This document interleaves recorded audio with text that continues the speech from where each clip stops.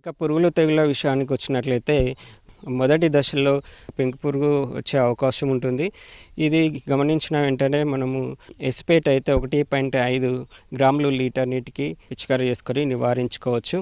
రసం పీల్చే పురుగులైనటువంటి ఎపిడ్స్ కానీ, త్రిప్స్ కానీ వచ్చే అవకాశం ఉంటుంది. ఎపిడ్స్ అయినట్లయితే లేత కొన భాగాలలో నల్లగా ఉండి రసం పీల్చడం వల్ల చెట్టు అంతా గిడసబారిపోయి పాలిపోయినట్టు గమనిస్తాము.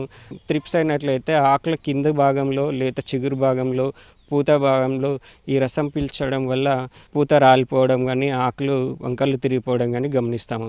వీటి రెండిని మనం సమర్థవంతంగా నివారించడానికి అంతర్వాహిక కీటకనాశనాలైనటువంటి ఇమిడాక్లోప్రిడ్ అయితే 0.3 ml లేదా ఎస్టామిప్రిడ్ అయితే 0.3 గ్రాములు, ఎస్పేట్ అయితే 1.5 గ్రాములు ఏదైనా ఒక మందుని 1 లేదా 2 సార్లు పిచికారీ చేసి మనం నివారించుకోవచ్చు.